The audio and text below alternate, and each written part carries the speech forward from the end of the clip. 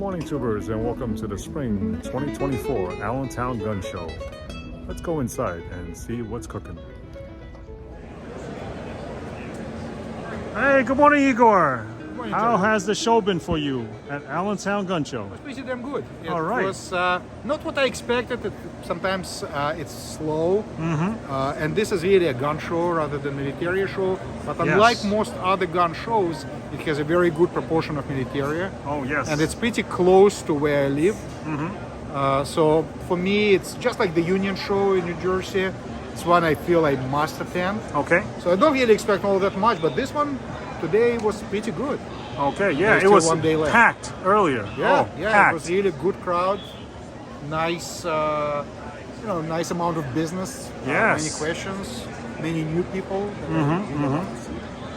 And some old customers as well coming to say hello and sometimes buy something. Okay, so why don't you show us some things you got today, for our audience? What do we got? Let's see. First thing first. I got a really nice collection of Soviet generals. Oh, yes, I see it at the don't corner. have at Yes. this moment, to be honest. And if you look here, there are all kinds. I'll try to explain what they are. Okay. And perhaps we should start with this one because Okay. to most people this would look like the fanciest one and most desirable. And indeed, it's supposed to be a uniform, a dress uniform of a marshal of artillery, not just marshal but supreme marshal. They had 3 levels of marshals in the Soviet military. Yes. The top one was Marshal of the Soviet Union. There were just very few at any given time, sometimes just 1 or 2. And very few people reached that rank over the entire history of the Soviet Union. Then just below, a notch below, would be Supreme Marshal of the branch. Okay. And below yet would be Marshal of the branch. And how you can tell it's Supreme Marshal of the branch, it has embroidered star, a very large, as opposed to regular general's uniform. And they say regular general is still a general. And smaller star? Smaller star, larger star, piped in red, and it has a big reef around that star. Okay. And that's the reef is what makes it Supreme Marshal, not just Marshal. Oh, a Supreme Supreme Marshal Marshal of the branch. versus just a regular Marshal. Where we also say so 3 levels of marshals. Yes. And here, crossed Cannons. cannon Yes. signify that he was Marshal of artillery. Well, there's only one problem with it. The shoulder bores are not real. Oh, they're not? No. No kidding. And this, I have to break it to our listeners. This is the case with vast majority of so-called marshals' uniforms offered on the market I see. these days. It's very rare to see any kind of marshal's uniform or even shoulder boards ever offered for sale. Be it here or in the former Soviet Union, there were so few, and their families typically were so well taken care of. They did not need to sell their ancestors' uniforms or other possessions. Gotcha. So it's highly unlikely that you will see an original marshal's uniform. What's being sold as such is usually a real uniform of a general, just like this one, Okay. just like this one. Okay. But it was sort of upgraded or promoted in rank. And the way they do it is they take the shoulder boards off. And that's the only thing that really differs marshals of the branch or marshal of the Supreme Marshal of the branch uniform from a regular general. It's just the shoulder boards. Gotcha. Not the embroidery is the same, of the same standard, Yes. of the same type anyway. Yes. The material may be the same, but the only thing that's different is the shoulder boards. So what they do is take shoulder boards of a general, which are usually available. You could find a loose pair. You don't even need to take it off anybody's uniform. Or they take it off a uniform that's in poor condition. That's another way to do it. And then they take off the upper layer, the brocade, and they put this embroidery on it. That's funny. Wow. And put them back together again. How can you tell that this is a fake? Yes, Well, how can we tell? Number one is if you compare this standard production, standard Soviet shoulder boards of Okay. a general, with this one, so you will notice that the age here is a bit uneven, the piping. Oh yeah, you're Especially right. here, You're right. where they needed to take or to do them apart, to undo it, Yes. basically, and put it Almost together. crooked. Exactly. Some thicker, some You thinner. see, right here especially. Yes, I see it. You see how it's very wavy? You very don't wavy. Yeah, you don't see it. Look at even Oh. a uniform from World War II. Right. No, It's very straight, straight. Very straight. even width. Yep. Yep. Look at this one. Here. This one is pretty old one from the 60s. Okay. Oh, very nice and even. The piping is completely even in thickness. Look at the late one. Here. 3-star general. Same story. Pretty even. Same story. Look at this one. 3-star general. Service story. uniform, field uniform. Same story. Same story. Very even. Very even. Wow. Okay, so that's your one giveaway. Now you could imagine that they would do a better job. Conceivably, they could. However, there is another thing. You must expect extraordinary quality from anything related to marshals. Marshals were a special caste, even among flag ranks. There were a lot of generals, especially major generals, 1-star generals in the Soviet military. Soviet military was famously top-heavy. They had very weak NCO corps, people that really should run the army, and in a strong army that would be the case, like Napoleon's army or Wehrmacht during the Second World War. But in the Soviet army, which you could say, sadly, was essentially a slave army, it was very heavy on officers, very weak on NCOs. And because of this top-heavy aspect of it, there were very many generals at any given time. It was run in a very administrative way, very bureaucratic. And you could compare the standing of a Soviet 1-star general to that of perhaps a colonel or even a lieutenant colonel in the American army. Okay. Yes, general would be, of course, much better taken care of, would receive huge salary compared to a lieutenant, or a captain, or even a major. But still, they would be almost nobody compared to a marshal. Marshals were the real elite who ran the military. They were not just military, but also political elite in many cases.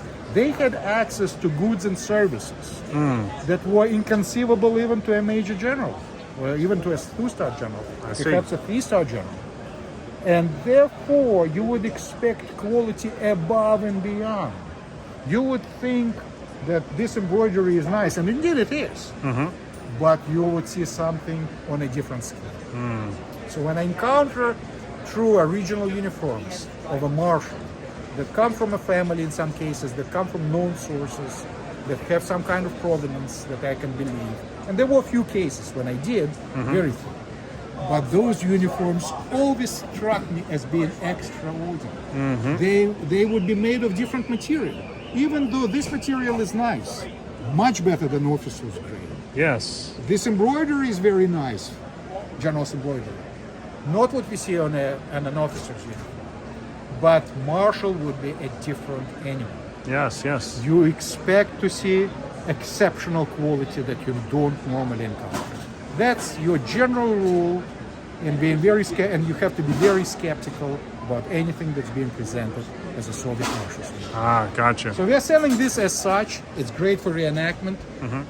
For the absence of a real thing, this may be your only option of getting something that's close. They're very scarce. It's done very well. Yes. But it's not the real deal. Okay. The only real deal about it is the actual base of it. Okay. So this part is real. The shoulder boards are from the Soviet period, just upgraded. This would be your normal uniform of a 1-star general.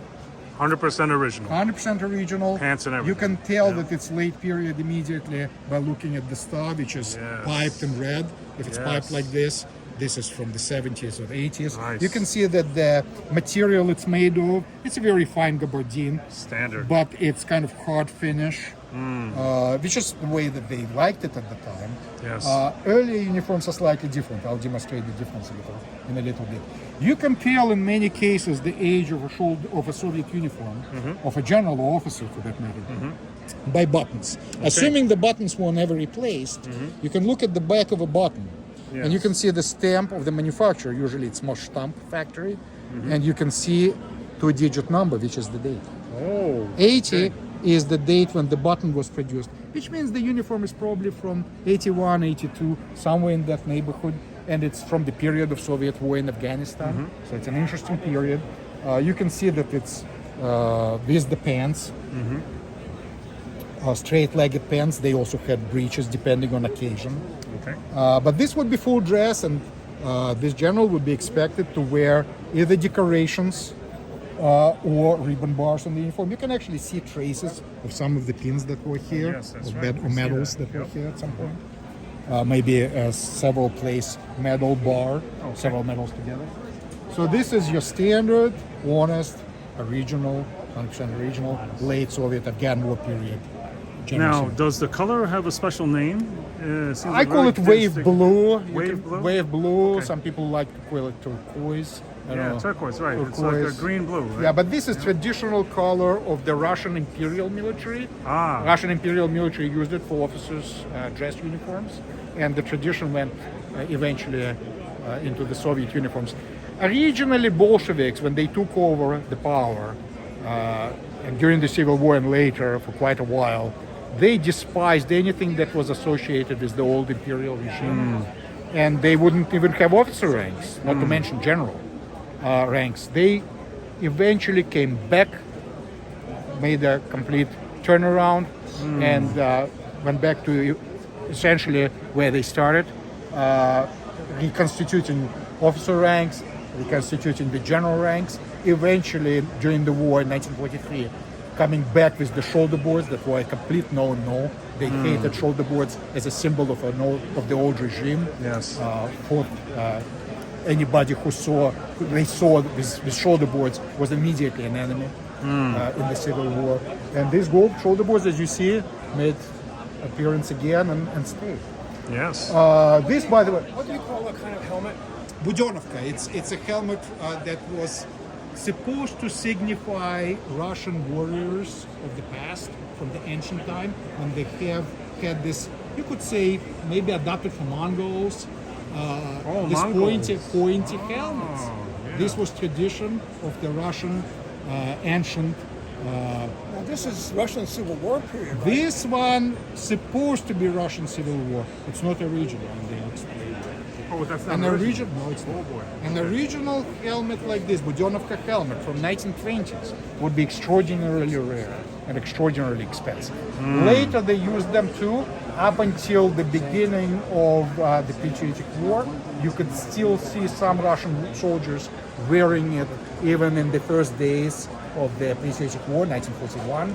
But they mostly phased them out because they were not very practical. It was supposed to be a winter helmet, and they replaced it with something that was way more practical as a result of the experiences in the Finnish War. This has no lining. And this, no, and this, It's just right? yeah, and this is what they replaced it largely with. Ushanka hat that made its first appearance in 1940, and classic this was Ushanka. based on the very, you could say, bad Russian experiences in the war against Finland in the Winter War. And that's they original. realized this is 100% original. yeah. This is rare too because it has the stamp, Oh. which look is at the not condition. often the case. Condition is just nothing short of extraordinary. Excellent. Nothing short of extraordinary. And you can tell Wow. by the name of the maker. First of all, it even says that you have to use black light, which is more productive in these cases. Yes, yes. Kind of hard But to see. when you look on the UV light, you will notice that it says City of Odessa. Odessa. And Yeah, you yeah. remember medal for the defense of Odessa that we covered in one of our early episodes? Yes, yes. Odessa came under siege within weeks after the start of the war. Wow. It's very close to the Romanian border. And Romanians were eager to take revenge for the humiliation of the previous years when Russians annexed part of their territory without provocation. So they became allies of Hitler's Germany very early and went after Odessa, which was Yeah. a valuable port. And Romanian army was very instrumental in the early conquest of Barbarossa, going all the way to Crimea and eventually to into the Caucasus. And, Wow. helped a great deal. Of course, they were not on the scale of German army, they didn't have the skills, the equipment, maybe not as much motivation too.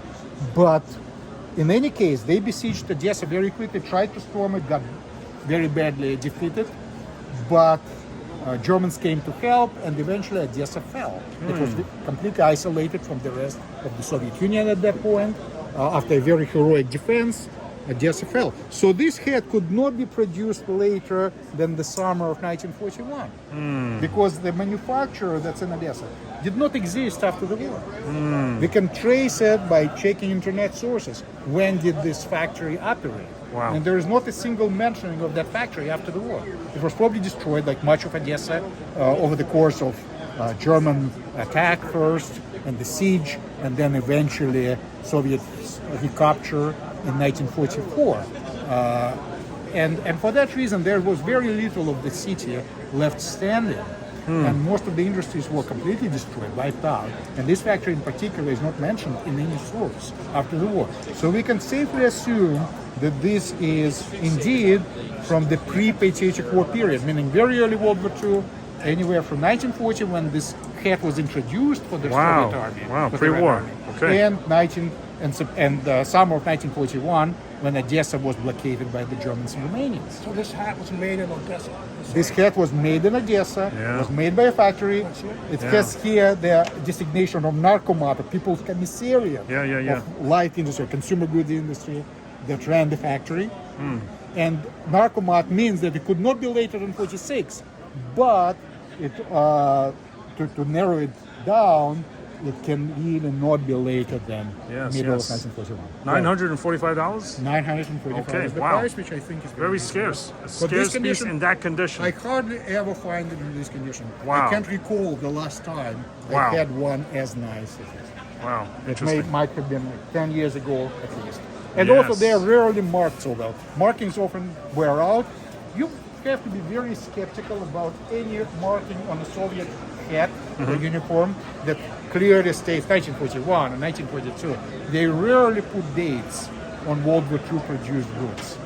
During that period, a date would be exception. On some pieces of equipment, sometimes, but most often, more often than not, there would be no date. And they are faked with the dates on them. Exactly. If you see a Right. date, that's your first thing. Be on alert. Yes. Be very careful. Yes. Take another look. Make sure this date is not phony. And if the Okay. date is phony, the stamp may be phony, the whole thing may be made from scratch. Gotcha. From gotcha. upholstery of somebody's sofa. And there is a lot of this going on. It has been going on for a long time. A lot of Soviet uniforms you see, especially World War II ones, are not original. Interesting. Soviets did not have the capacity or inclination to keep uniforms. It wasn't a tradition, first of all, to keep your old uniforms, your old uniform from the time that you were in the military service. Most people couldn't afford it. People coming from the war in particular were dirt poor, didn't have anything. Even officers would have a special allotment of a piece of fabric that they would take to the tailor with their own money. Wow. And would commission a uniform. They'll be And issued a oftentimes roll of fabric. They would be issued a permission to buy that roll of fabric. A right? permission. Or they okay. would be given an allotment in some cases. And you know what they would do with that fabric? They would give it to the wife or daughter so they could make a dress for themselves that Wow. they couldn't get otherwise. Because they So couldn't they get would fabric. be frugal to the extreme. An officer would have just one service uniform and one full dress uniform. So to keep a uniform would be a luxury that you'd no longer use, would be a luxury that nobody could afford. Yeah, Most people lived in tiny communal apartments. Where would you store it? Right, Where right. would you display it? You wouldn't have a fancy, display case, a curio cabinet, No, or no. anything of that nature. No, it's all squalor. So you have to understand the differences in circumstances. Yeah. And another subject, and another matter is, Soviet Union was not defeated in the Second World War. Yeah. And it wasn't the case like with the German uniforms that a whole bunch of Americans were there with money to spend, with extra goods that they could trade easily. And they would bring souvenirs home from the defeated enemy. Right. was not the case with the Soviet military in Berlin in 1945. Yes, some might have been traded under the table on the black market, but as a rule, you didn't have an influx of Soviet uniforms taken for souvenirs coming in 1945. Fascinating.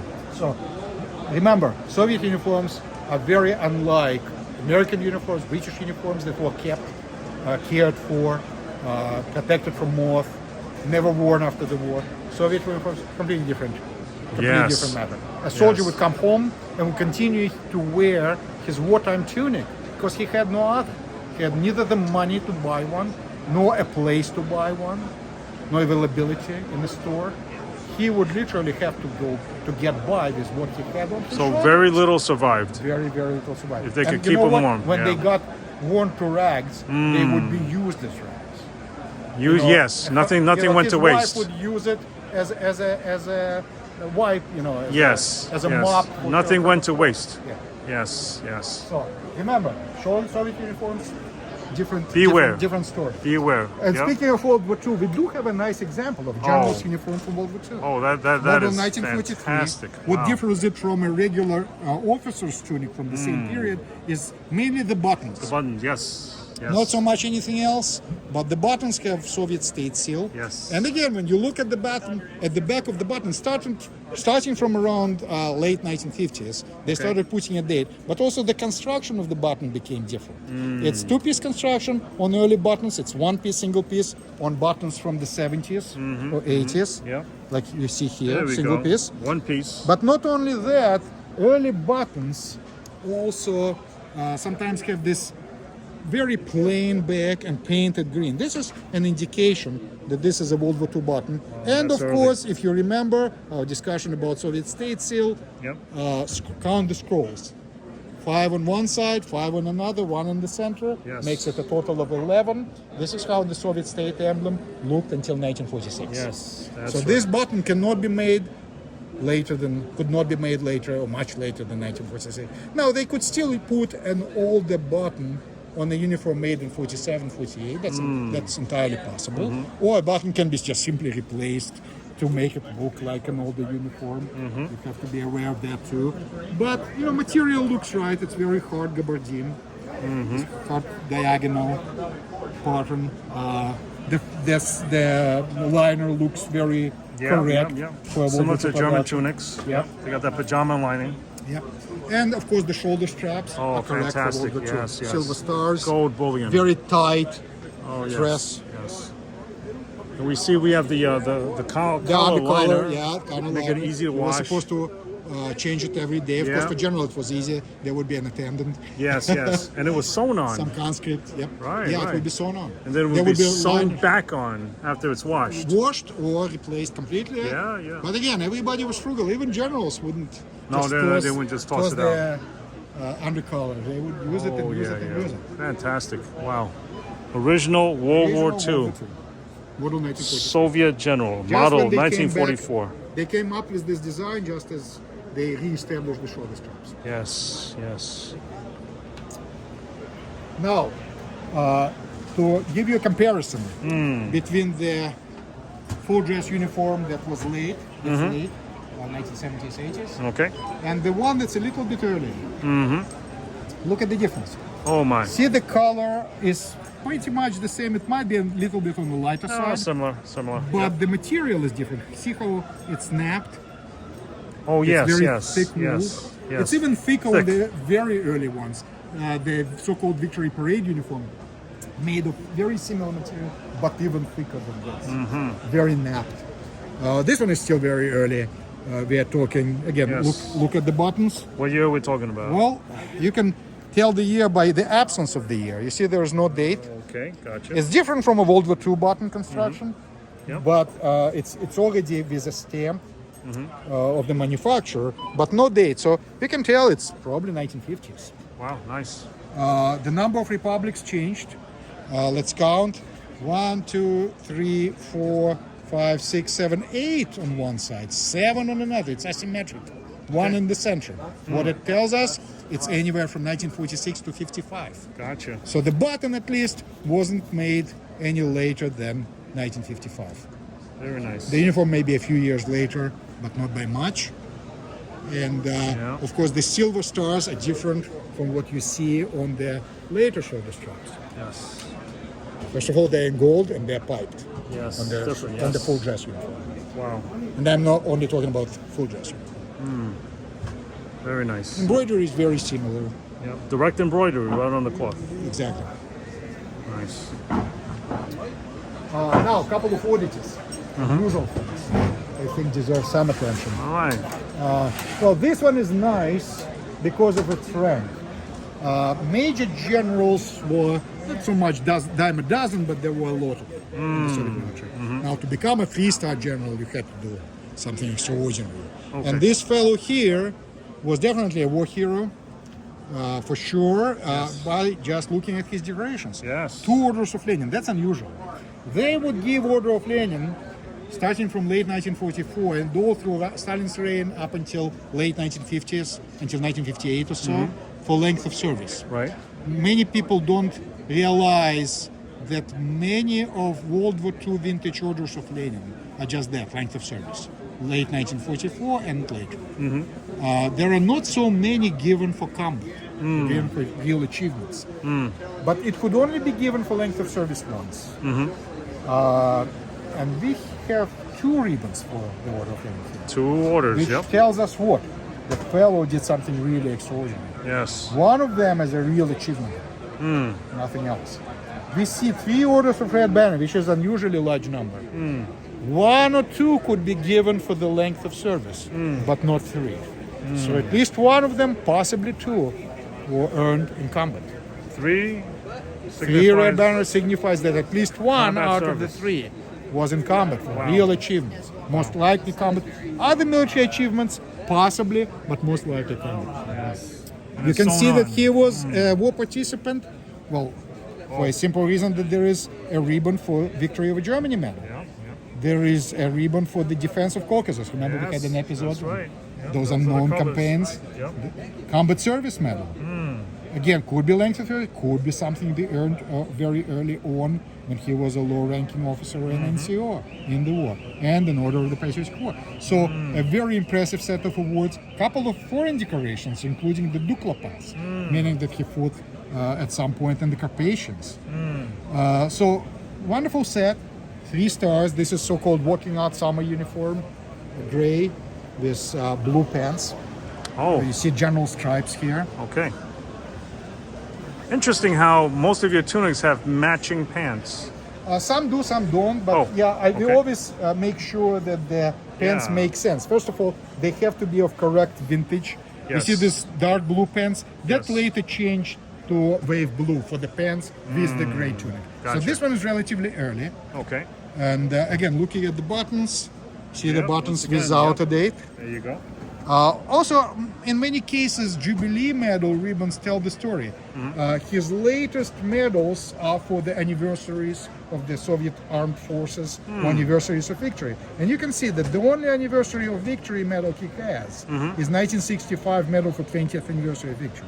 1965, and then there is no ribbon for 1975 medal. So the uniform must have been worn at some point between 65 and 75. Here, we have a medal for 50th anniversary of the Soviet Armed Forces, 1968. But there is no medal for 60th anniversary. So that pinpoints to the date of, at least when the tunic was used, to between 1968 last and 1975. Right. It cannot be any later than that, cannot be any earlier. It could have been made even earlier. He could have replaced his ribbon bars Yes, as yes. needed. But then it would be slightly different. So it pretty much narrows it down. And if it were much later, then it would require different type of pants. It would be Yes. wave blue pants, just like what you see here. Gotcha. Yep. Yes. Wow. And again, depending on occasion, could be breeches or straight-legged pants.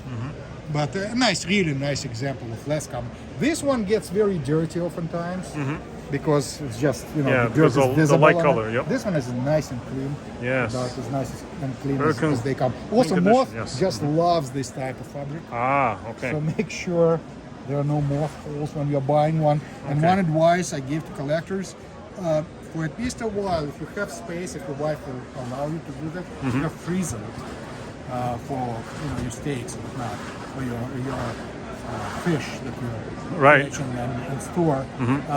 Put your uniform, put them in the bag. Oh. Put your uniform in the freezer. As strange as it may sound, for a couple of weeks. That kills not only active moths but also larvae. Oh, It yes. will rid you of those pests. Ah, good Will idea. ruin your uniform in your life. Yes, yes, Especially yes. if you keep them somewhere in the dark corner, don't often look at it. That's a feast for the moth. That's where they want to be. So at least take a look at your uniform every once in a while. That works. Shake it. Right. Air it. Yes. Moth just hates that. But what they hate most is being frozen. Okay. Yeah. So put it in the freezer if you can. Freeze them to death. Very nice. That's walking out summer. Yeah. Then a real treat. Look at this one. This guy is great. Oh boy. Remember what I was saying about 3-star generals? Now we have 4-star general. Oh boy. That's general of the army. A general of the army, in terms of rank, in terms of privileges, standing, was equal to a marshal of the branch. Oh, equal. In 1970s, when you remember who was the Soviet leader at that time, Brezhnev? Yeah, And Brezhnev, he had yes. this inflated ego and always wanted to present himself as a great military leader, which of course he wasn't. But history was rewritten to accommodate him. Of course, yes. Some of the battles he took part in became the greatest battles of all times. There was a famous book that he didn't write, by the way, that was presented. It's a book of memoirs. It's called Little Land, about landing operation near Novorossiysk, in which he possibly took part in some capacity. He was a political officer, probably never visited the beachhead. Wow. In all honesty, or if he did it once or twice, shortly, just briefly. But most likely was never even there at all. Political officer. In any case, he was a political officer. Yeah. But of course, he wanted to make himself look like a great war hero. Yeah. And he just loved decorations. To all of you medal collectors, well, not to compare you with Brezhnev, but he was a great medal collector. Oh, Only he okay. collected his own medals. That's a, So every country that had any relationship with the Soviet Union felt it obligatory to give him a decoration. And he collected all kinds of Soviet awards. And among them were heroes of the Soviet Union. He was made hero several times. oh wow. For no reason whatsoever. A whole bunch of orders of Lenin, of course, Order of Victory that he never deserved. Oh boy. That was absurd, of course, and that was repealed after his death. Okay, thank God. So he was no longer officially the recipient. The awards were indeed taken back. Among other things, okay. what he did or what they did for him to please him, because he was a marshal, he was at the end a general of the army, his latest rank, Yes. his biggest rank. He was made, he was still a general of the army, but the rank was made equivalent to a marshal. Wow. And ever since, all the Soviet previously 4-star generals would just have 1 star, but the star of a marshal type. The one that you see here on the fake shoulder boards that I just There we showed go, you, right, the right. larger star. That's right. So that would now signify general of the army, Yes. for Brezhnev's pleasure. So my point is, this 4 stars is a very unusual feature. First of all, it's an extremely high rank at any time, but it's also a very kind of short-lived situation, because later there would be no shoulder boards of this kind. Oh, this is a rare. This is a rare true uniform. rarity. And yet another thing that you'll notice, the stars are silver. They use the silver bullion for the stars of generals for just a short period of time. Later, all generals would use gold ones. They use gold, Or they right. would use subdued ones. And what I mean by that is, look at this field uniform. It's the uniform of the same type. Right, right. But later, again, a high-ranking general, 3 Yes. stars, but it's gold, Right. which is what you normally see. You will notice other differences. See how it became lighter, the tunic, Oh the yes, fabric? yes. See how it's this harder diagonal pattern. Okay. It's finer here on the later uniforms, Yes. more smooth. You can see that embroidery is slightly different. If you compare them very closely, you see that the early embroidery is slightly finer, Okay. more smooth, Right. like Later on, better got more. silk. It's a little more Yeah, cruder. a little cruder, just tiny Okay. bit, just tiny bit. So all in all, a wonderful piece for a true connoisseur. Yeah. Doesn't look very flashy. Beautiful. Because it's a service/field uniform, but very rare.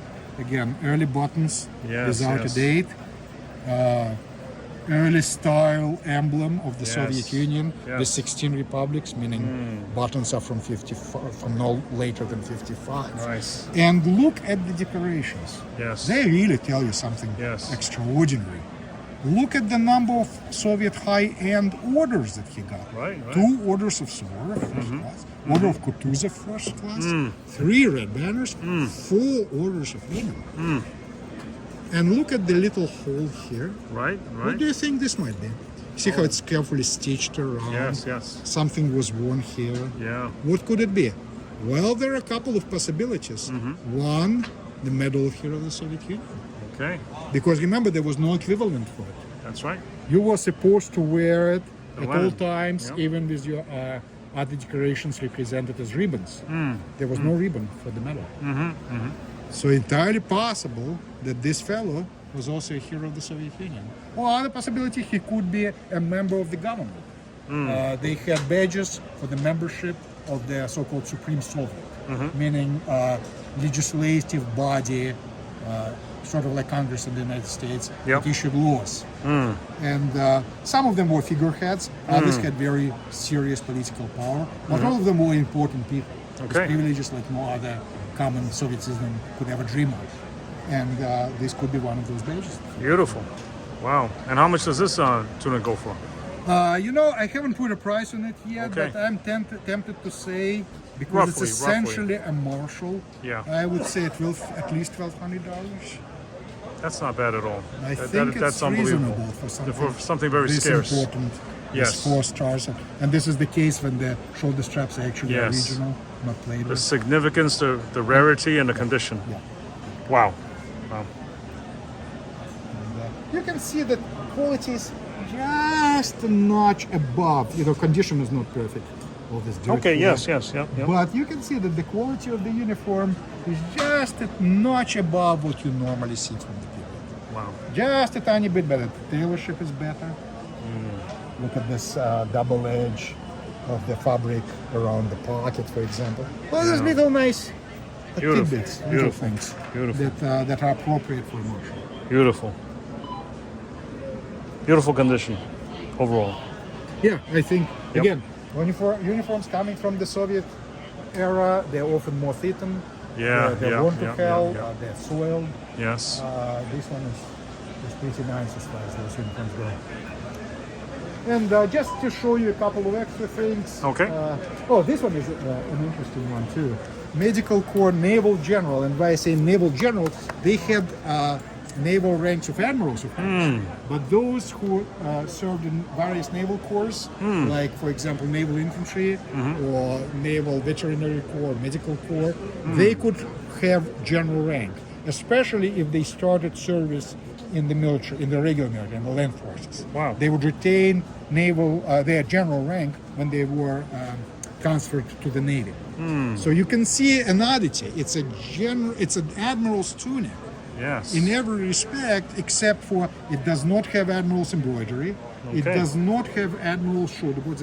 These are general's shoulder boards. It still has admiral's buttons for the Navy because this fellow served in the Navy. But he was, even though he served in the Navy, a naval general, not a Navy admiral. Right. Naval buttons. And again, impressive set of decorations. Did Admiral have during the war, probably as a low-ranking officer, nothing tremendously important. Yep. But we do see a victory of a Germany medal, Yep. Yep. one foreign decoration, length of service award, Jubilee medals. The latest one is 1975 victory of 30th anniversary of victory over Germany. He fought at Stalingrad. Wow. This is a Stalingrad area. Wow. He fought at Leningrad, defense of Leningrad, Wow. which are widely separate campaigns. So he somehow made it in both places, served in both places. And this one here is for Order of Service to the Homeland in the Soviet Armed Forces. A very interesting decoration from the 70s and later from the Afghan War era. And we will have a separate episode on just this award alone. So at one time he was in the army. No, they would have it to any service. They called it for service in the Soviet Armed Forces. No, I'm The talking order. about the. He could be in the Navy. Who knows? He might have been in the Navy at Leningrad. Okay. In Stalingrad, there was Danube flotilla that was very famous. okay. That was very active. Okay. Evacuating civilians, Okay. supplying the troops. And The Navy was involved in. Navy was involved in for sure. some way. Interesting. Sure. Gotcha. Volga is a very major river. Okay. It separates Asia from European part of the Soviet Union. Yeah. And it's very wide. Yeah. We know how wide and deep the Dnieper is. Wow. Okay. Volga will give it a run for the money. Wow. It's much wider, especially at Stalingrad. Wow. Very nice. And just example of a regular officer's uniform from World War II. This one is model 1943, Okay. full dress tunic Okay. of tank corps, lieutenant colonel. Yeah. I see. Two stripes, two stars. It's tank insignia, original. And these are not embroidered. They're metal insignia applied. You see occasionally custom-made embroidered shoulder boards, especially early ones. Yeah. But in most cases, they're separate.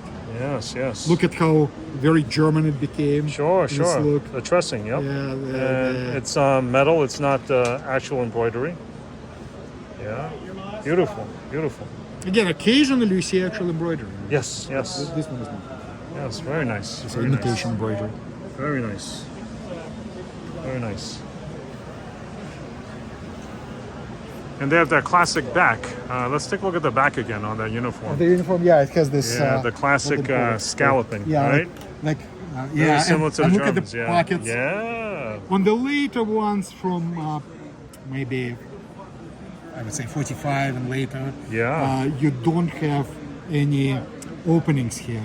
Originally, it was meant to be for officers' gloves, and on the Imperial uniforms, you actually see this slits, this with the compartment gloves, for the gloves gloves. It's sticking like out. pockets. Okay. They're just an imitation on most Soviet uniforms. Yes, I see. For a cleaner look. Right. Right. Wow. But very German almost in its appearance. Oh, very traditional. Very traditional. traditional. Yeah, we see So that they- kind of trussing. They made yeah? a full circle Yes. back to the Right? Imperial days. That's right. Wow, and the classic buttons there. And Classic. Soviet Union became a traditional empire in many ways. Yep. In terms of acquiring territories, control, domination of one nation over others, Yes. for sure, Fantastic. and very rigid ideology and rigid system of ranks. Yep. Making a full circle. Exactly. Even in civilian services, ranks came back, and there were uniforms for people like railway employees of any rank, people working in the coal industry, coal mining industry, people working in all kinds of industry. Every industry essentially had its own uniform. Remember the uniform from ambassador, diplomatic corps? That's right. That's Yep. one example. Yep. On the Metal Land They show. did away largely with most of it in the post-Stalin era, starting from the late 50s. They abolished most of those, but it was in full bloom during the late 40s and 50s Yeah. and through the 50s. Wow. So that's all I have on the Soviet uniforms for today. I think it's plenty. Very nice. And as I said, we don't often get so many of such unusual uniforms in India. Yes.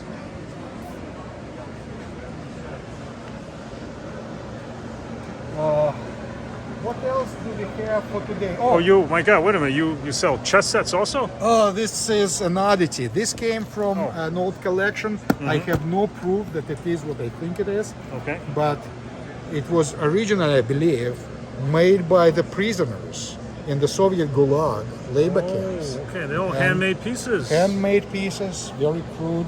And the but dice. That's all they could. And the dice Snake eyes. from probably the same place all Yes. came in this pouch. Okay. And according to the family story, this was used by prisoners in the Soviet, Interesting. in one of the Soviet labor camps. Wow. Oh, shaving razor. Yep. same fellow. Good stuff. Good stuff. Good stuff. I wanted to show you some of the swords we have today. Oh, okay. What kind of swords do we have? Again, nice selection that I don't often have. Not always, at least. Yep. And let's start with Imperial ones. Okay. This is a beauty. This one here is an officer's sword by the looks of it, right? And you can see that it has Nicholas II cipher, like yeah. all officers' swords from the yeah. era are supposed to have. Wow. By the way, from the ones that are from the provisional government period, they were required to take this off. So you see some of them that has the cipher ground off. This survived. It may mean that the officer started service during the Imperial times, fought in World War I, but then in 1917, in the early part of 1917, he was required to take the cipher off. Okay. To show allegiance to the new regime, the democratic regime. The rest of it is just like any typical sword, Russian Imperial, sword. But when you look at the blade of it, that's very interesting because the blade is very simple. And what I mean by that, a standard sword would be much fancier for an officer. Would be much fancier than this. This is essentially a sword of an enlisted or NCO. Okay. And when you look at the date, that tells you why. It's 1905. Oh, wow. The date is stamped on the, or 1904 rather. 1904, right here. Yes. See upside down, there's Yes, Imperial see, Eagle, Yes. manufacturer's mark, and the 1904 date. Okay. 1904. What was happening in 1904? Oh, the Russo-Japanese War, right? War, exactly. And during the time of great demand, the Russo-Japanese War, or also during World War I, there was such pressure put on the manufacturers to produce weapons that they would sort of cut the corners and produce swords for undoubtedly lower officers, for the ones that were just commissioned, with plain blades. So it has a combination of officers' design. It's all standard, the handle, the grip, the pommel, the guard, the overall look of it. It's always a sword, but with an NCO blade. Which is in its own way very interesting, I think. Okay. And you don't, again, it's in pretty decent condition It is. for It the is, one yep. from the Russo-Japanese War. Yep, Not too yep, much oxidation. Well, it has some notches, but nothing terrible. Yep, yep. Not much rust, no pitting. So a great piece in my opinion, historic. And here's an example of a sword that is standard in World War I era sword. You see that the grip is in wood. Yes. Sometimes you see them in baker-like plastic. Yes. This one is wood, nicely finished. Again, the Nicholas's cipher. And when you see this blade, you will notice a lot of difference. This is the typical standard officer's blade. Oh, With yeah. extra grooves, Yes, yes. nicely finished. It has Nicholas's cipher, Oh, yes. which doesn't necessarily mean that this is from Nicholas's period or this or that emperor's period. Well, Nicholas was the last emperor, so couldn't be any later than that.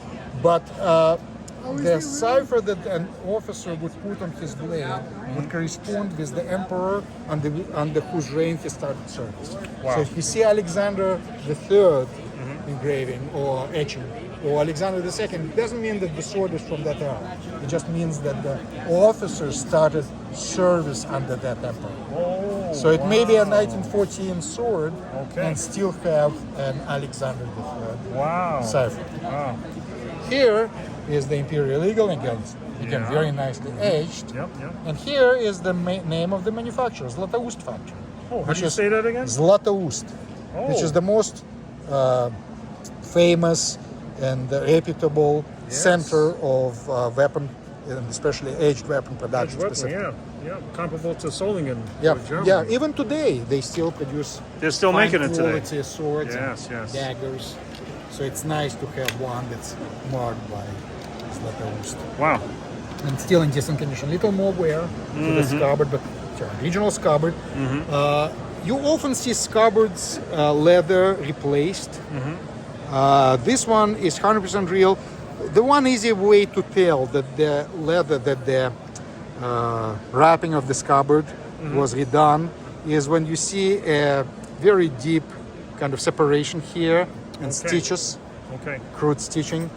that means it's Yeah, replace. probably a replacement. Yeah, These are replacement this leather. original. Yeah. Original. Yeah, it's always like this on the originals. Yes, original. Yes. And to finish the picture with the Imperial Russian swords, Yes. this is what an enlisted man or NCO carry, Okay. and this is your standard sword of a Russian dragoon.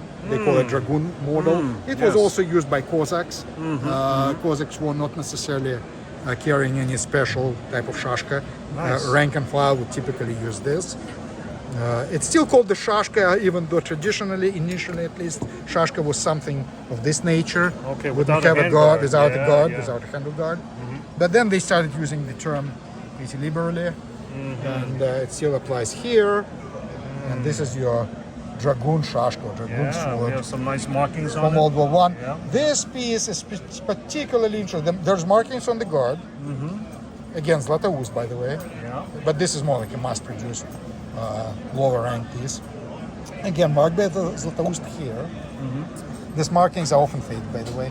They on are? copies. Oh yeah, Wow. there are copies of Russian swords coming from Russia Oh, no. and from China. Oh, you see them no. on eBay for something Seriously? like $400, $300. Oh, wow, Yeah, be wow. careful. There's a demand. Be careful. There's a There's demand for definitely these demand. things. Yes, yes. And unfortunately, there is supply. Yeah, yeah. 1917 is the date of manufacture, Oh, yeah, which yeah, means yeah, yeah. this is about as interesting a date as can be. Yes. It means that this sword could see service in several wars. It Oh. could be used in World War One. Uh-huh. It was almost certainly used in the Russian Civil War, Right. and then it could last until World War II. Oh, wow. And still be used in World Right. War II. Right, right. And Russian cavalry was very prominent in World War II. Not necessarily for riding a horseback and getting into a skirmish with the Germans, but to just get the troops there. They would often use cavalry even in the last year or year before the last year of the war, very widely. Yeah. They would penetrate into the German rear, and they would raid the German rear mercilessly at will, using horses as their transportation. Interesting. Or they would dismount to fight, but they would absolutely use horses for quick transportation, for mobility. And this rapid mobility was very often what Germans didn't possess.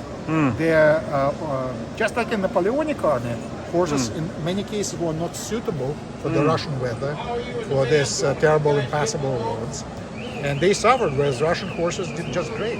Wow. The story repeated itself. This is how Russians, in many ways, crippled the Napoleon's army. Not Oh. during the Russian Patriotic War of 1812, but even later on during the war in Europe, going all the way to the invasion of France and Yes. eventually capture of Paris, which Russian yes. troops played a big role. Wow. Again, many people may not know it, but Russians were in Paris. This is where bistro comes from. You know, Oh, the word means- bistro. You know what bistro means in Russian? uh, Bistro means quickly. Quickly. So Okay. suppose the Russian Cossacks or whatever Russian troops were in Paris, they didn't have much time off, so they would run into a restaurant and order quickly, bistro. Oh, bistro, So bistro. bistro is like quick French In food. Russian. It's in- Russian is quick food. And they just adopted it. This Wow. is where the word comes from. Wow, But fascinating. speaking of World War II and Russian use of cavalry, there were at least a couple of actual cavalry charges. The last one, believe it or not, was at Stalingrad. No kidding. When Russians decimated the flanks of the Axis armies at Stalingrad, and this is how the battle was won, by the envelopment using the weakness of the flanks, where Italian troops, Romanian poorly equipped troops were stationed, not really made of the same material nearly as the German. And they suffered for it and got destroyed. And Russians were able to cut the flanks and converge on the famous Kalachin-Don crossing and encircle completely Paulus's army in Stalingrad. There was, during this envelopment, a charge of the Russian cavalry division, almost an entire corps, on horseback against a Romanian, similar Romanian. And they actually sabered each other in the snowy field near Stalingrad. That's The north fascinating. of Stalingrad. Wow. Believe it or not. KIA by sword. by sword. Yeah. What are the chances of that? That's- But yeah, the Russians used actually made cavalry charges during the Battle of Moscow. Interesting. They were destroying the German rear, and they roamed there for months. Right. Russians had a big ambition, Stalin at least, of destroying the army group center there and then. And the Russian plan for the Battle of Moscow was not to just defend Moscow, but to win the war. That's incredible. Russian propaganda, Soviet propaganda was promising the 1942 as being the victorious war. We'll finish 1942 in Berlin. It didn't come to pass, but partisans and regular army units that broke into the German rear raided there for a long time using horses, and in some cases made attacks on horseback. When the opportunity came up, when Germans were not in strength and they did not have machine guns ready, Russians would use the horses. That's to take outstanding. attack. Another bit of trivia from World War II. So yeah, there's more to this sword for that reason. Yes, Yes. yes. 1917 to me is just wonderful That's a great date. to see. Well, for military collectors. For military collectors. Yeah, My yeah. God, what a horrible year for humanity. Yes. You yes, could say of that course. it Yeah. all ended in 1914, Western civilization. There would be no. very Think true. about it. If Very not for true. not for the Great War, Yeah. not for World War One, Yeah, there would be no communism. that is true. There would be no fascism. Without communism, fascism, Nazi Germany, fascist Italy, Bolshevik Russia, there would be no World War II. Yes, yes. Turning point of world history. That is true. And how horrible this thing turned out. This Right. whole 20th century was a disaster Right, in right. so many ways. Wow, so many. Now we're seeing it today in 2024. Yeah, it still reverberates. Yes, yes. Fake currency, you could say that fiat money Oh. came up in 1914. You know that the money got defaced in 1914? You know that up until that point, the whole civilized world, Germany, Italy, Russia, United States, you name it, Japan, were on gold standard. You could not play with gold standard. There was only so much gold, That's right. and every currency, You can't mess be with it. Yeah. franc or Deutsche Mark Yeah, yeah. or yen Yeah. or American dollar or Yeah. Russian ruble Yeah. were pegged to the Yep. ounce Yeah. of gold. So gold, yeah. You know who was the first guy who established the gold standard? No, who For was the he? British. The British were the ones who started using it Okay. consistently in the modern world, modern era. Sir Isaac Newton, the guy Oh, who came Isaac up with Newton. Newton's laws. the Isaac physicist. Newton. Yeah. That was He his was idea. also he was also in charge of their chamber of weights and measures. Whoa. And by the edict of the Queen, Wow. he was of King. He was charged with producing the gold standard. Right. And he pegged the exact. He measured it. It would be a specific amount of gold that would correspond with pound sterling. That's incredible. And it was the case up until 1914. War broke out. A banking holiday was declared in Britain. You could no longer exchange your paper money, which was government obligation, a bank's Yeah. obligation before you, Yep. for gold. And other countries followed the suit. And we have a world spiraling into disaster. That's because incredible. now governments could wage war indefinitely. Yes. They could yes. issue obligations that they didn't need to support. Yes. They pretended that there was still gold standard, but it was no Wow. longer the case. And they sneaked out of it in one way or the other. And you know, famously in the States here, gold was banned for a long time. Private ownership of gold was forbidden, could land you in jail. The Soviet Union, of course, without a doubt. Yes, yes. And in all other places as well, even Switzerland, yes, yes. starting from my finger. Wow. So Let's just anyway, hope, all the troubles we have today started Yeah. in 1914. So what a tragic year. That's right. But Wow. for if The you're a war. military collector, Yes, the, yeah. the The significance. significance. Absolutely, absolutely. It's not just Humankind is military immense. history, it's world history. Wow, fantastic. Well, folks, like we always say, this is universally level information right here. Except, thank God, there's no exams because I can't. You give me Oh, far boy. too much credit. I'm not a historian. No, I'm if not I a professor. there was a test, I think I flunk it because wow, that's just too much information. No, but a lot of good information. Thank you, Igor. You bet. All right, My pleasure. and I hope you have a good. There's a second day to the show, and yeah, what the next show you're going to be at will be the Wilmington show. Wilmington, Yeah, Ohio. and then also the OVMS, Of course. and then of course the OMSA Mac show, convention. OMSA Again, the convention. OMSA convention. That's OMSA. right. Oh, I'm sorry. Yeah, the Chicago. OMSA. Yes, yes, that's right. Excellent, Order and Medal Society of America. excellent, very But good. The best place to join if you are a medal collector. You have no excuse. 100%. And then there's the Mac show in September. That's right. That's right. Well, thank you, Igor. You're welcome. Always a pleasure. Okay. Back to the Allentown Gun Show again. I forgot to ask you about your other stuff here because Oh, yes. this is huge. There is too This is much massive. to Because you cover had mentioned to me in about one or it. two or even 3 episodes, but you know what Yeah. I would really want to discuss and Yes. show is something extraordinarily unusual in my opinion. First time I encountered something like this. Please do tell us. And these are these two what looks like books. One of them is indeed a book. They look like books. But that will show you, demonstrate the Soviet way of thinking and ideology and what it's all about, which may not be so clear and obvious, especially to younger viewers. Okay. This book, as you can see, from 1924. Yes. From 1924, not just any date, but 21 January 1924. You know what happened then? Lenin's funeral. Oh, Lenin's The funeral. first leader of the Soviet Union died finally, probably of syphilis, although we Okay. don't know for sure. Okay. He was completely incapacitated in 1 or 2 final years of his life. Couldn't really care of himself, but that was carefully wrapped, not known to anybody outside his immediate circus. And of course, he had by then become a subject of an enormous cult. And you could say cult of the level of a religious. And this book demonstrates the level, the depth.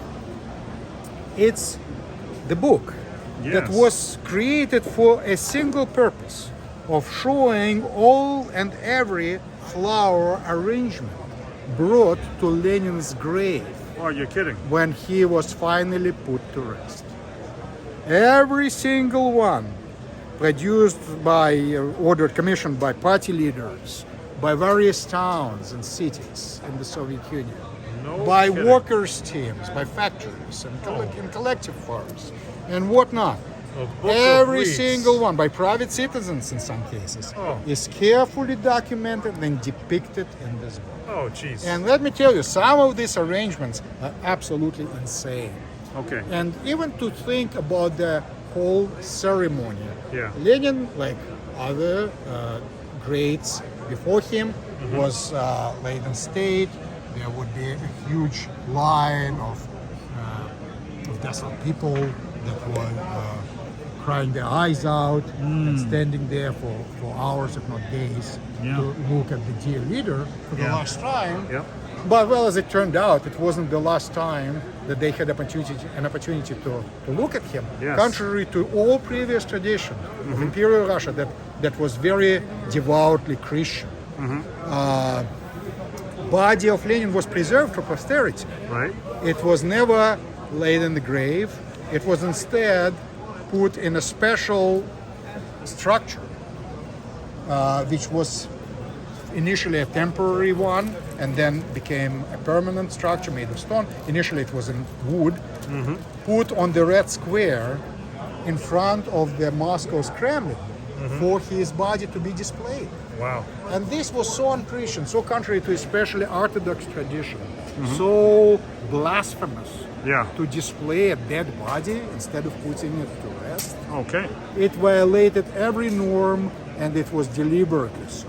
It was to kind of put an eye in the put a finger in the eye of believers to show that they are done with the old. Your traditions mean nothing. They will be eradicated. You have no say in this. Yes. Russian Bolsheviks were like communists elsewhere, virulently anti-religion, but especially anti-Christian.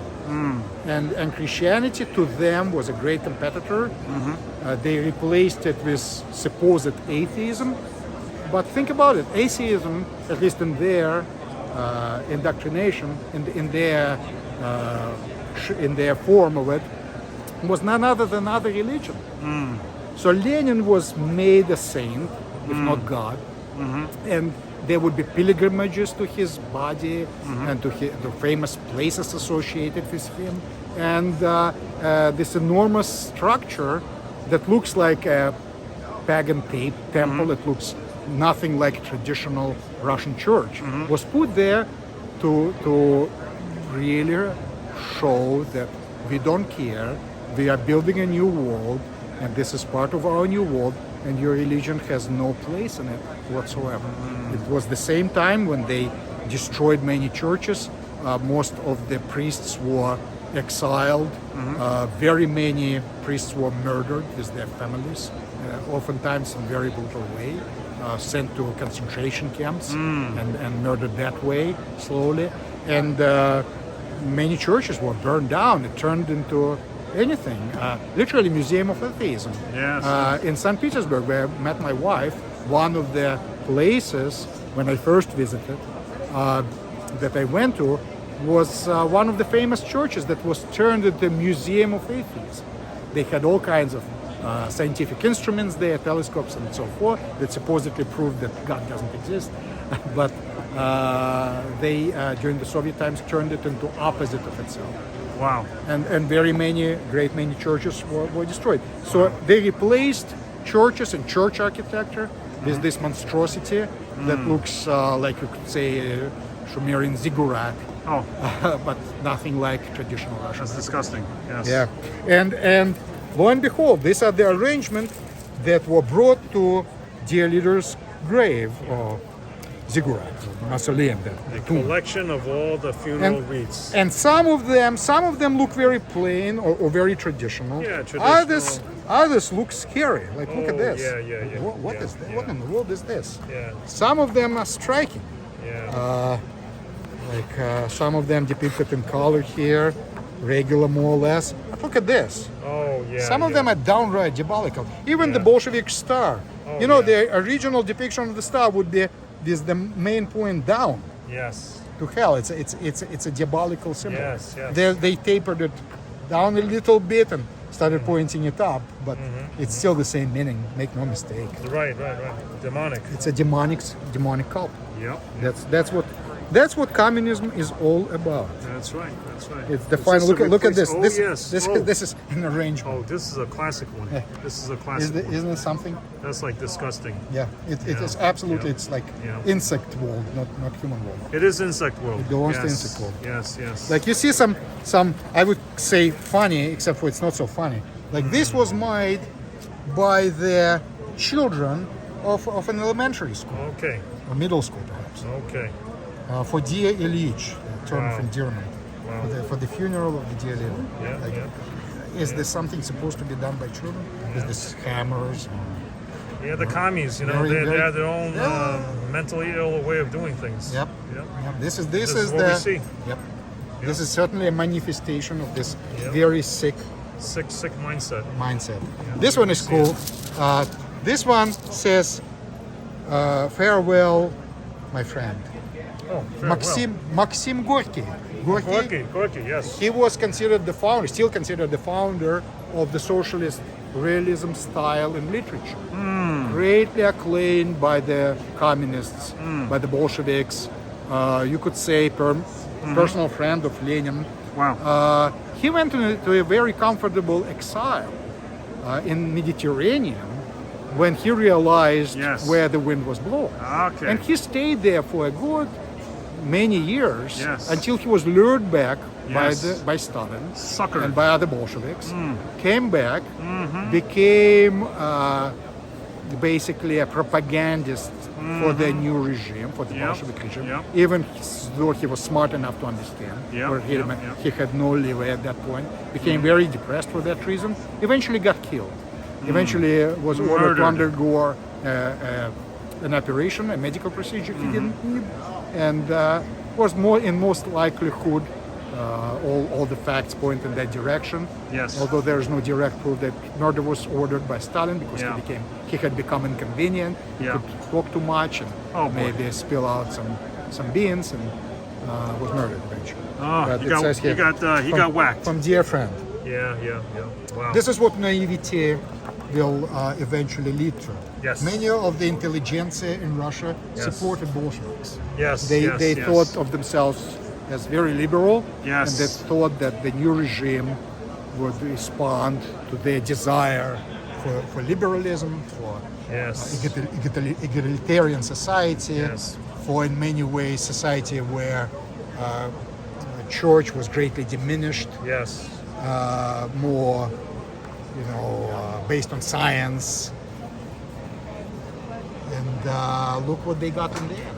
That's right. These are the people that went into gulags. That's right. Yeah. And in many cases were exterminated. Wow. It's in many ways it happened with the French Revolution before. That's true. It became That's true. it History repeats started itself. as very democratic kind of movement. Yeah. Good intentions. To do away with Yeah. monarchy, and then it quickly led Yeah. into this utmost insane Yes. and very atheistic dictatorship of Robespierre, and it led to endless wars, Napoleonic wars, a result of that development, and countless people's lives lost throughout Europe, not just in France. Insanity. So it set the world back Yes. by Wow. who knows how many decades, not centuries. Now, beside that, a separate subject, another book, or what looks like a book, Yeah. Something more cheery. I guess. This one is from a different period. This one says here, to the Supreme Commander, Marshal of the Soviet Union, E.V. Joseph Iosif Vissarionovich Stalin. And in and of itself, a book dedicated to Stalin wouldn't be anything unusual.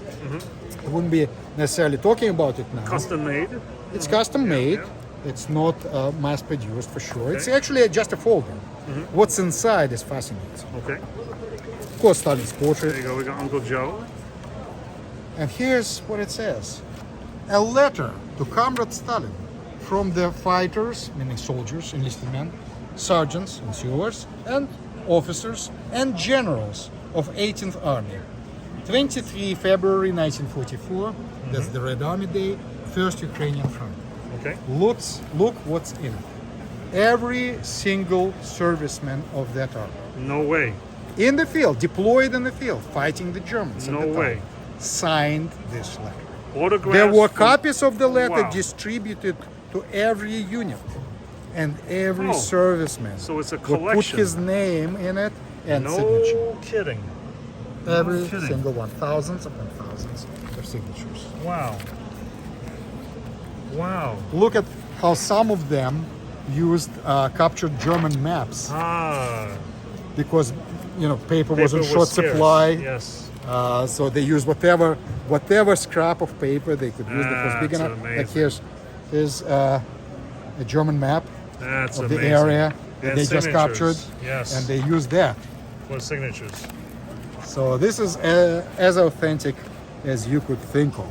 Wow. There's your ultimate piece of military. And you know what also interesting? Yes. What do we have here? You know who was the political commander of the 18th Army of the time? Leonid Political. Brezhnev. Oh, that useless guy. Leonid Brezhnev No was kidding. the No another German kidding. map. He So- was the chief political officer So his of the army. autograph. So his autograph is here, and this is where we Okay. find it. Okay, so you tapped it. Oh, there L. it Brezhnev, is. Wow. commander of the political department, 18th Army. Wow. All of it is in his handwriting. The snitch unit.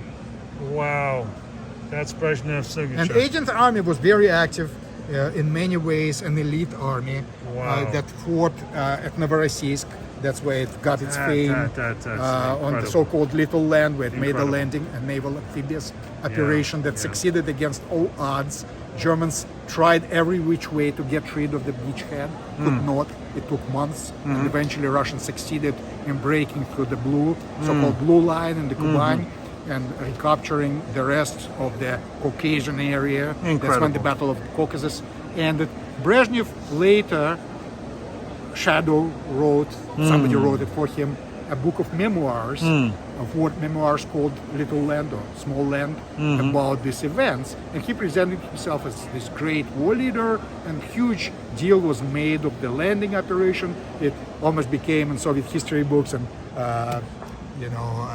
textbooks one of the greatest operations of all the world, which of course it was nothing of the kind, because it is a local affair, but it was still a very heroically fought battle on the side of 18th Army, and later it fought in Crimea.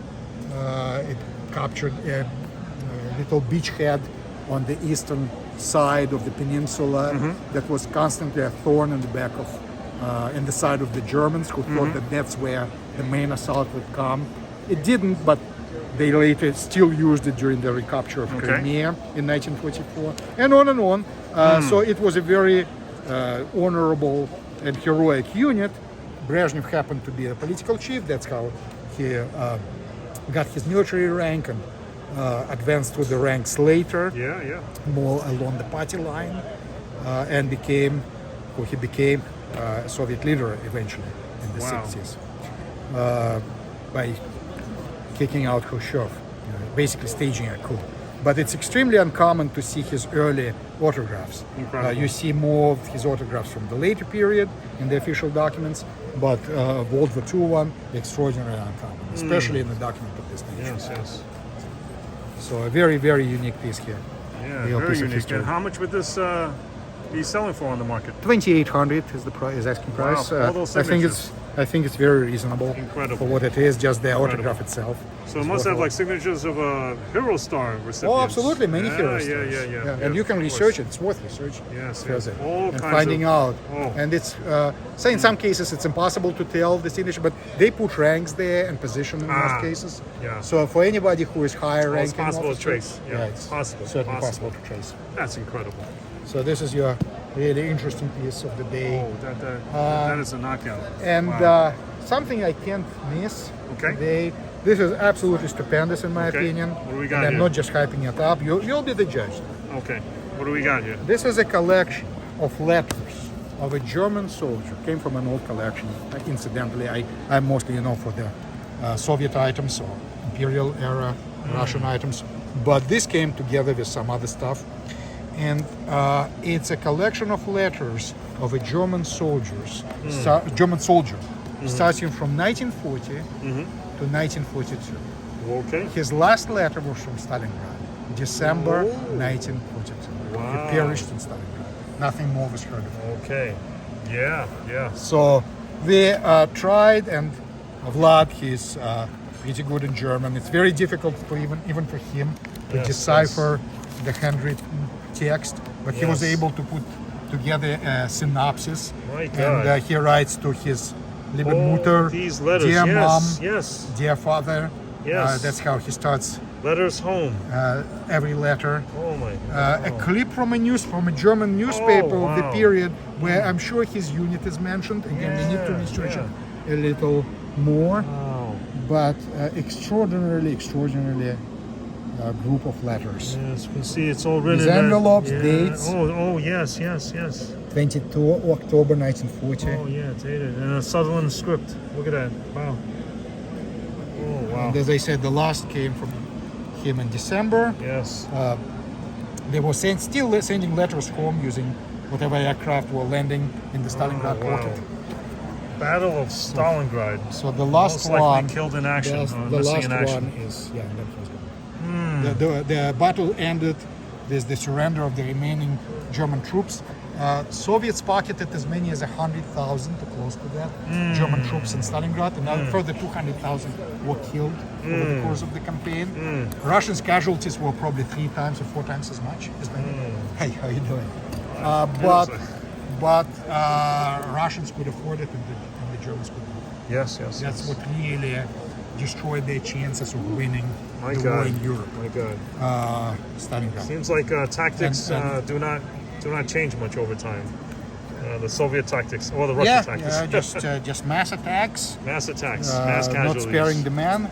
Yes, war by attrition. Who is the one? It kind of doomed their chances at the end. I believe Himmler observed in the last weeks of the war, with some hope, I mean, against any hope, that Russians are not the same as they encountered in the early days of the war. That composition of Russian army had changed dramatically. You know, he said, observing what prisoners look like and what our soldiers report from the war, France, this is a different kind of Russians. And indeed, a lot of conscripts fighting in Berlin, fighting in Germany, fighting in Czechoslovakia at that time, in East Prussia, were draftees from the Central Asia. They were in many cases older men. Russia had exhausted its resources. This obscene, insane way of fighting the war killed a population of very capable, very prepared Russian troops that were trained in many cases before the war, that were fully indoctrinated, that were young, that were healthy. So they were really scraping the bottom of the barrel. And that was one of the reasons that Soviet Union didn't go into war against the Americans, against the British, didn't continue pushing the border, wasn't as bold as it might have been in the conference, in the post-war conferences, the post-war conference, where they had to be satisfied with whatever chunk of Eastern and Central Europe they got, but no more than that. Wow. And They're they had to exhausted, leave yeah. some countries alone, Yeah. like ultimately Finland Yeah. and Greece and many other places that they had certainly designs on. You know, Stalin considered the outcome of Second World War a defeat. His plans were to take over the entire Europe, no less than that. The war just didn't progress the way that he envisioned. But Soviet Union, in my opinion at least, and in the opinion of some other historians, I know it's not very popular, had been planning to attack Germany. It's just that Germans struck first. And I'm not apologizing for the Germans. Their regime was bestial, without a doubt. And they deserved, in many ways, what came to them. But it's a mistake to think that Soviet Union and Soviet regime was any better. Right. They were equally bestial. They had plans. They absolutely had plans to attack. Yeah. And we can discuss, you know, there are many indirect pieces of evidence and all of them point in the same direction. You will never find Stalin's decree, oh, let's prepare and attack the Nazis on July 25 of 1941. But that's a possibility. Of course, there is no such decree. If it existed, it's long buried, burned, destroyed, and everybody who ever saw it is killed, just to be sure. Yes. But there are too many indirect pieces of evidence. And you, as a former cop, you know most of the crimes committed, Yeah. if the perpetrator gets convicted, Yes. it's not by direct evidence. It's not like there was a witness. There's circumstantial. There's just overwhelming amount of circumstantial evidence that Soviets had offensive plans. It just didn't go the way they wanted. Yeah. And Stalin was sourly disappointed with the outcome. Of course, Americans were able to come up with the nuclear bombs, something he didn't have, Oh, and thank delivery God. methods. Yes, thank thank God. God. Thank God. Yes, and that's what kept the world in one piece. And I'm sure, otherwise, in one way or the other, there would have been conflict. Right. But there was, that 9th of May was not a holiday in the Soviet Union until way after the war, until the 60s. No kidding. There was no big celebration for May Interesting. 9th, Interesting. for Victory Day, Right. because Stalin and probably Khrushchev after him did not consider it Didn't as consider a big victory. Yeah. I mean, it was victory for sure. They took a lot of pride in it. Yeah. There were all kinds of, but all this propaganda about the war and this avalanche of war memoirs and Yeah. literature and posters, Yeah. all of that, it came much later. Wow. It came during Brezhnev's times. Wow. There we have it, the collection of returning to the Stalingrad letters, Oh, my collection God. of letters. Very emotive. And Yep. just to show the other side of it, I Okay. have a couple of awards Oh. to Soviet soldiers from the time of the Battle of Stalingrad. Oh, Believe it or not. okay. They're not very easy to come by, but we found a couple. And Yes. these two, you could say, are from the different times in the battle. One is from the beginning of Russian counteroffensive. And there are not that many awards for that.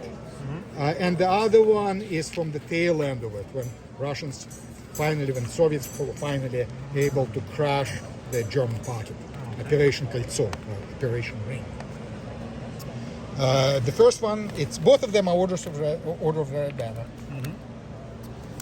This one, both of them are, of course, screwback early version. And I'll show you how it looks. This one happens to be in really wonderful condition. Wow. Red banner. You see that the enamel is all original. There is a little bit of wear here, but no big pieces missing, as is usually the case. Original screw post, beautiful and untouched.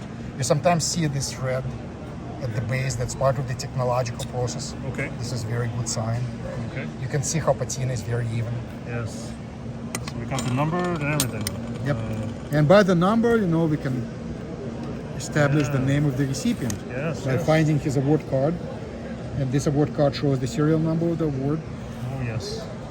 Date of award being bestowed, March 1943, right after the Battle of Stalingrad.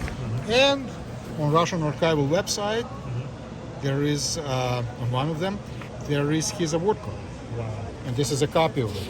By the way, if you ever buy this piece or similar piece, research piece from us, we will send you not just the paper printout, but also a scan if you want to.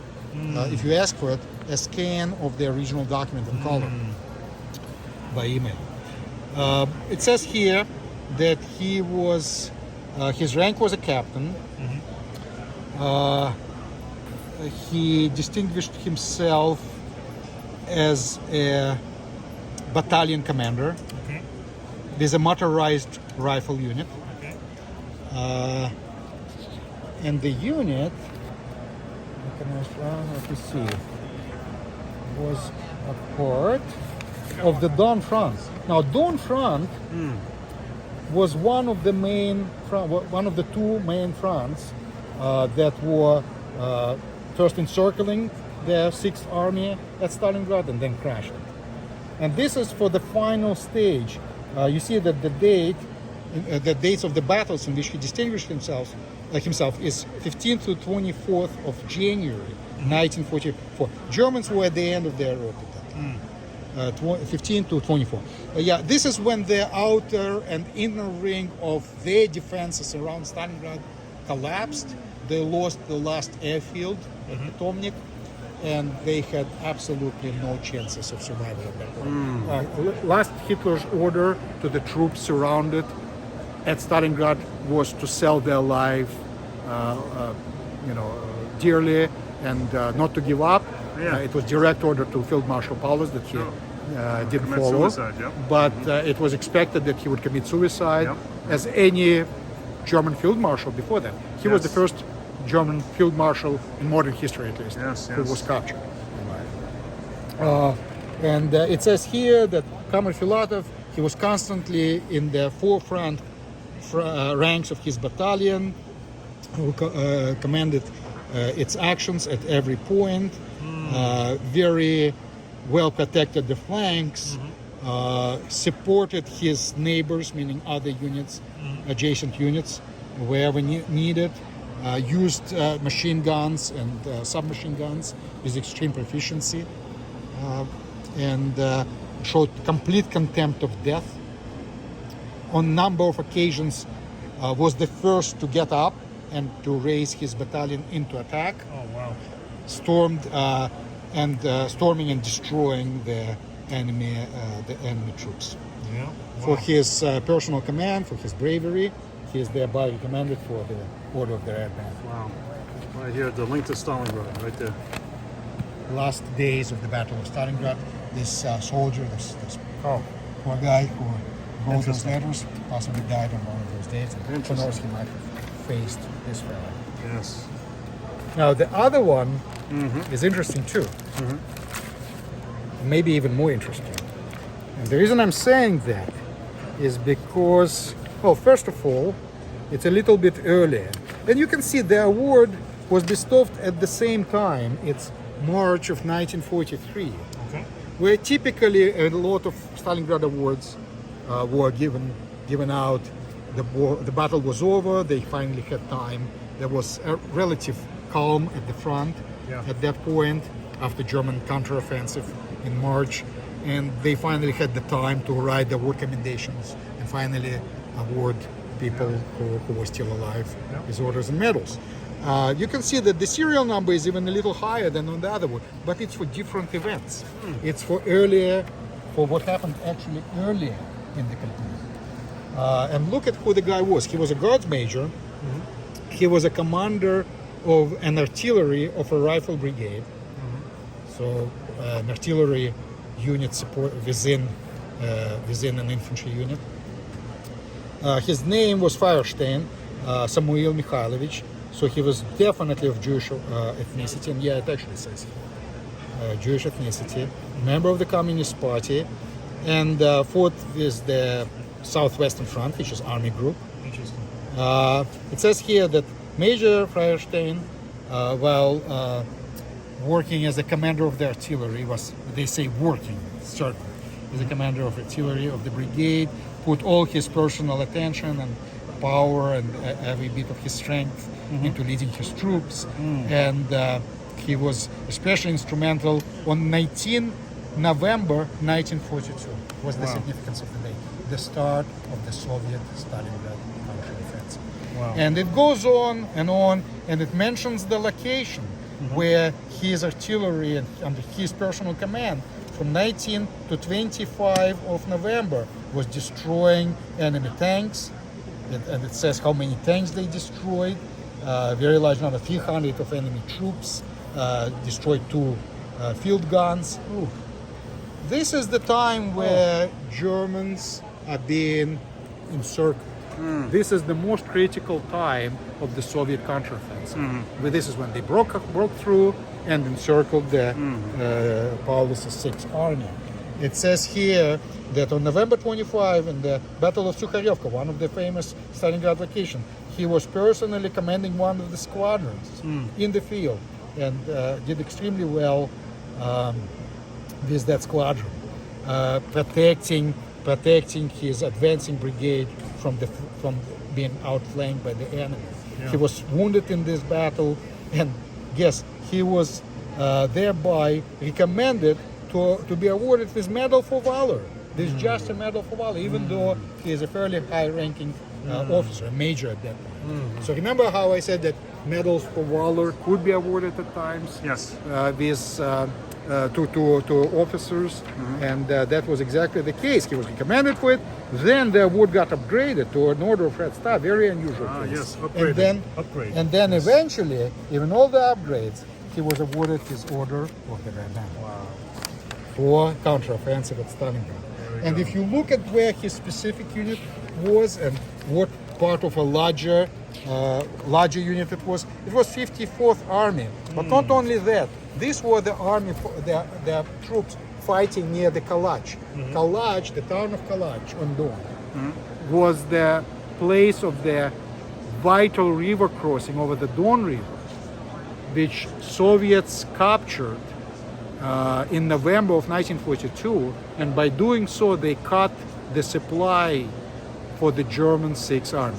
This is when the German Sixth Army ended up in the Pocket. Kalach was the key spot.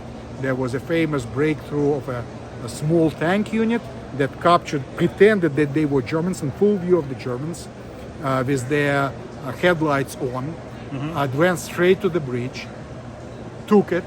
By the time Germans realized what was going on, it was too late. They wiped out the little guard, whatever guard they had, and organized the hedgehog and fought on and on until relieved by the main forces, and Germans' fate was sealed by that. This fellow was not one of the tankers, but he fought in direct support of infantry that was supporting the tanks, that was making possible this encirclement at Stalingrad. Jeez. Key event of Second Key World War. event. And again, Red Banner screwback, of course, it's an early one. Yes. What I like about it, it was never converted. And this is the actual piece that was awarded to Feuerstein for that specific deed for the Battle of Stalingrad. You see that it's missing enamel, as is very typical for early Red Banners. Remember, Soviet soldiers even officers, generals at times, wore their awards in the field. In many cases in battle. And this guy was, high-ranking officer, but somebody who would definitely serve on the front line, as we see from his commendation. Yes. So it's no wonder that awards often got damaged. This is normal.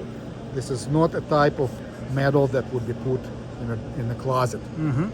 They would proudly wear it, and this damage is actually nothing to be surprised about. Yes. What I like is the back of it. Look how the screw back is original, the screw post.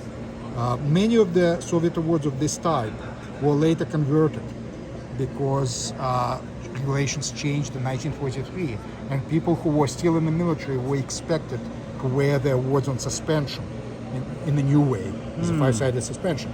And many of them, if not most, were converted with the screw post removed and makeshift screw eyelet made for the suspension. Yeah. So, and sometimes they reconverted back to make them more collectible by dealers. Yes. But it's really nice to have one that was never messed with.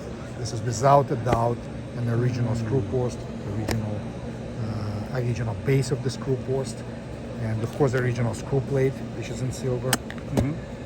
So it's through and through a beautiful piece to my eye, at least, and of course you cannot underestimate the significance of the fact that Not at all. not just for Stalingrad, which is great in any case, but also for the most key event of the Battle of Stalingrad, which Okay. is the capture, the entrapment of Germans, and the battle for the Kalachen. Wow. Well, that's- that's tremendous. That's what little I could show you Yes. for Yes. today, and I hope people who are watching will find it entertaining and interesting. And of course, you're welcome to post any questions. Don't forget to press the like button if you like this video, and maybe subscribe. It helps the channel a great Yeah. deal. Also subscribe too. Yes. Absolutely. And don't forget, we have these markers in all of our videos that mark the parts of it, so you can scroll to the part that interests you most. Just look at the bottom, and you will see those keywords. Oh, fantastic. Wow. Oh, beautiful. All right, Igor. Thank you very much again. Jenny, you're so welcome. Yes. Yes. One of many more to come. I hope so. This fascinating field. Okay. Thank you. Bye, everybody.